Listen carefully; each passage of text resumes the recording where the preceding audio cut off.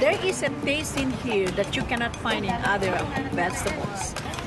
And the more you eat, the more it's become tasty and you keep on, asking for it. What this farmer in Hawaii is talking about is not a vegetable, it's a tree. And while Vicky Domingo says it has an unusual flavor, there's more to this tree than meets the taste buds. You keep on eating and eating and you can feel your body is more energetic, more healthy, and you can see the difference. You're not dropping, you keep on, just so active. You have to remove one by one like this. Domingo says she has grown this tree on her farm for more than 25 years. She harvests moringa twice a week all year round.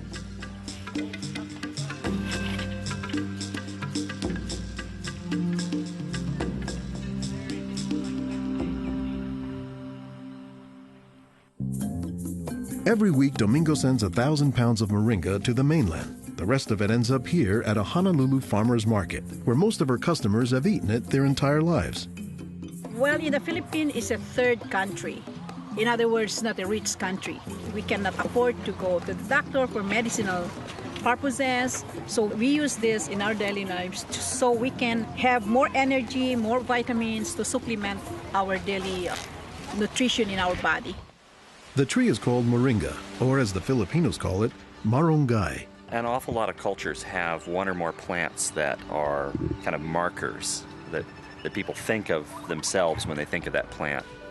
Dr. Will McClatchy is an ethnobotanist at the University of Hawaii. He studies the ways that humans interact with plants.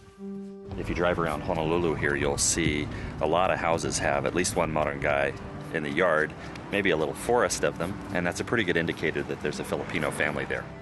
Jokingly, we say it our Filipino banner, which is our Filipino flag. Once you see this, that means, Filipino stays there. Domingo says there are many nutritional and medicinal uses for moringa. All parts of the tree are usable, from the roots to the stem, to the leaves, to the flowers, and to the pod. The roots, you can use that as a tea. And then the trunk, you can scrape it, squeeze it, get the juice, put in your cut skin, and your skin will heal.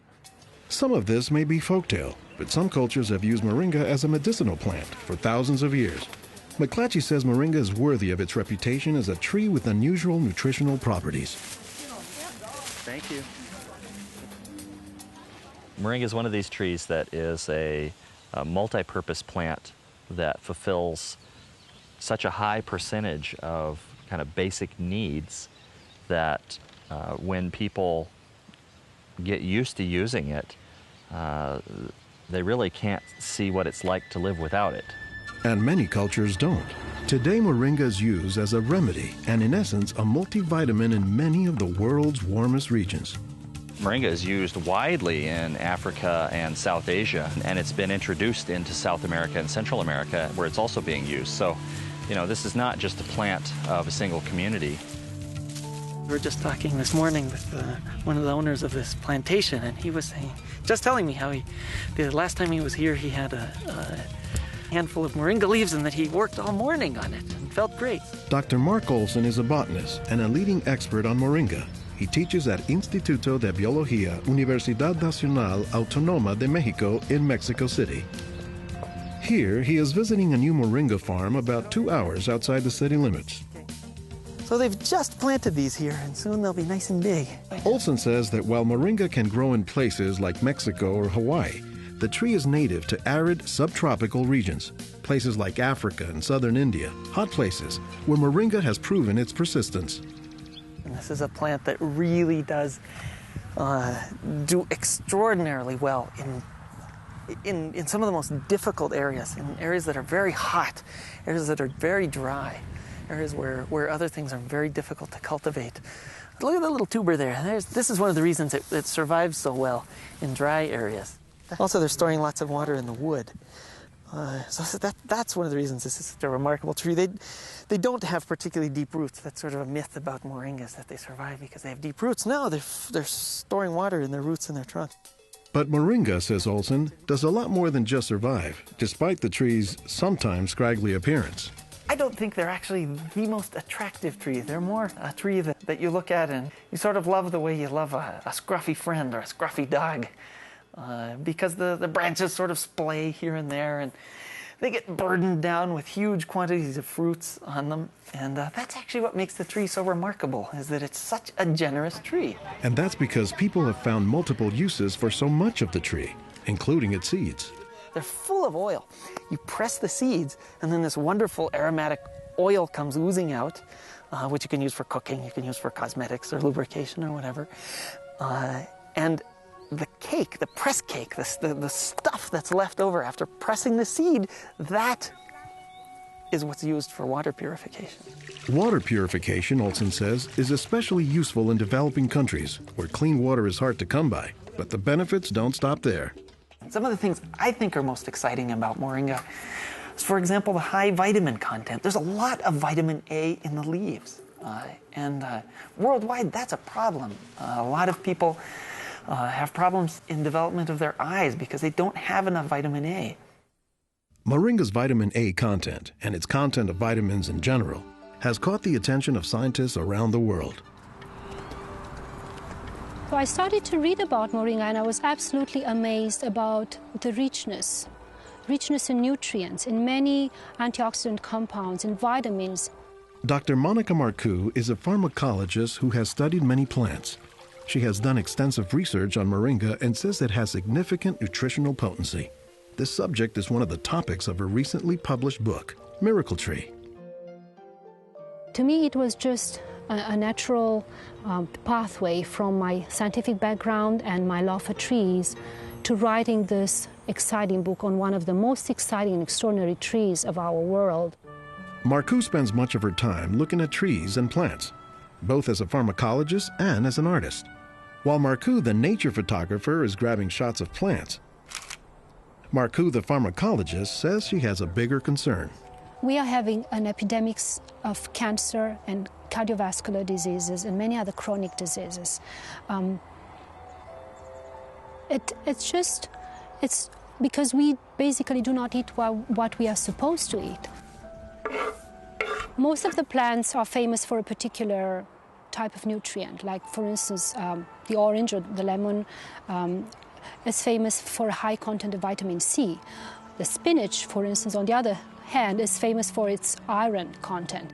Moringa is very unusual because this single plant contains a wide variety of nutrients, but also in quite very high amounts. Marcoux says this concentration of nutrients combined with low calories and low sodium content makes moringa an ideal energy food or supplement that can help offset the typically unhealthy Western diet. Many of the Westerners are also deficient in antioxidant and anti-aging substances that are mostly found in plants. Antioxidants, according to the National Institutes of Health, protect the body's cells and may prevent cancer. And Marcoux says moringa is a treasure trove of antioxidants that happen to work hand in hand. Antioxidant substances and antioxidant vitamins work together in the body. For instance, it's known that selenium works better in the presence of vitamin E. Moringa has high amounts of selenium and has also vitamin E. While many plants contain antioxidants, Dr. McClatchy says that moringa is also high in the nutrients we usually associate with meat. Moringa is well known for being a good source of leafy green vegetable protein. And you don't get a lot of protein out of many vegetable foods other than like beans and things like that. So getting it out of the leaves is really a big deal. And while there are a few other plants like soy that are protein rich, Olson says moringa is special. I have a lot of food allergies. I'm allergic to wheat, I'm allergic to eggs. Soy tends to be a fairly highly allergenic food. It causes allergies easily in many people. We think that this is because of the form that some of the proteins are in soy. They're apparently in a form that's very simple and fairly easy for the body to assimilate in moringa. According to the United States Department of Agriculture, moringa contains 18 of the 20 amino acids, building blocks of proteins that are found in the human body. And, says Marcoux, moringa is one of the few plants that contains all of the essential amino acids. Moringa contains all the 9 essential amino acids that actually we cannot produce. Their presence, but also their ratio, is very beneficial, and it is estimated that this ratio is very good for absorption and for being bioavailable to our bodies. Further research is needed to establish the bioavailability of all of moringa's nutrients. But in some places, scientific studies may be too long a pursuit and take a back seat to a harsh reality. In most of sub-Saharan Africa, any baby has a 20% chance of dying before he reaches the age of 5. In some countries, up to 40%. And even those who survive past the age of 5, up to half or more will suffer from malnourished physical and mental development.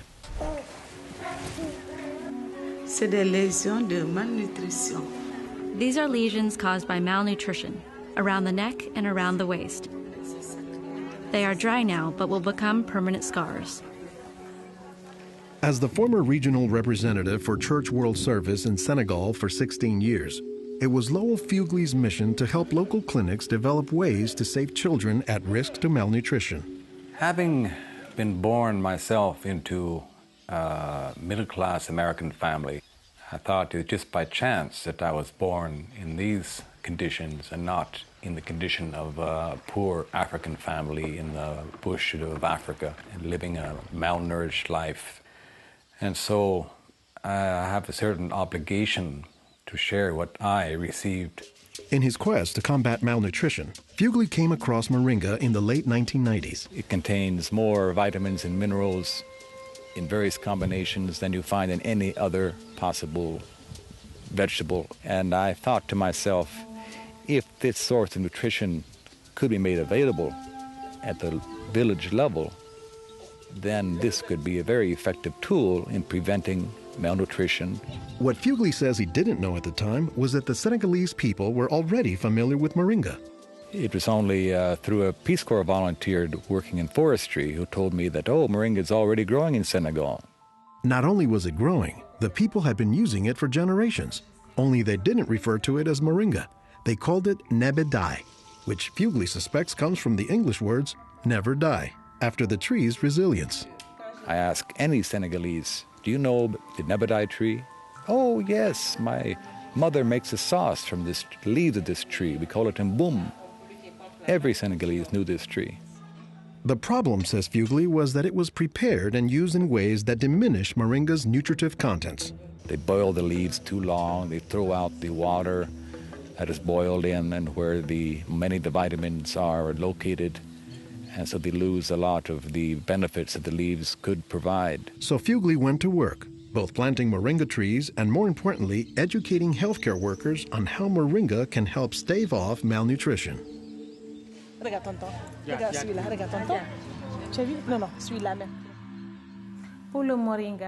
I was trained in 1998, and right away we saw the virtues of using moringa because of its very high nutritional value. So we began using it right away on an experimental basis. Healthcare workers learned to grow their own moringa trees, dry the leaves, and pound them into powder, maintaining all the nutrients. Nursing mothers were taught to add a spoonful of moringa to their food morning, day, and night to increase their milk production. They were also told to add moringa to all of their family's meals. When we introduced this tree in Senegal, or uses of the tree and different ways of using it, the reactions of the people there was that, well, this is our tree. You know, you're just adding on what we know already. As people changed their habits, Fugley says the results were clear, especially among children. They'll look happier, they'll have more energy, they'll smile. When they came to the clinic, limp, eyes drooping, no energy, and within 3 weeks, you see them bigger, healthier, and smiling. We observed that it was much, much more effective than the classic system we had been using, which was based on imported and costly products, such as milk powder, sugar, and vegetable oil. With moringa, people can go into town and find it themselves. Moringa is still being used, it's still being promoted, it's still being very valued, even without our input from the outside. Moringa, it doesn't die, it can continue on its own. So you have to eat the moringa on a daily basis. And all their grandkids are eating it every now and then, even my own children, and they are already professionals, and yet they come home and eat it. And while moringa is mostly considered an ethnic food, the trend, says McClatchy, is that more nutritious plants, like moringa, are finding their way into the mainstream. Our diets are pretty bad, although they are improving. But one of the reasons they're improving is because we're starting to adopt more and more of these kinds of plants. I've been in villages where the only trees that survive and grow well are Moringa oleifera, which is really amazing when you consider how many useful things the tree provides. Moringa it comes very close to being a perfect source of nutrients in terms of variety and concentration. So that is, I think, very unique about this moringa tree.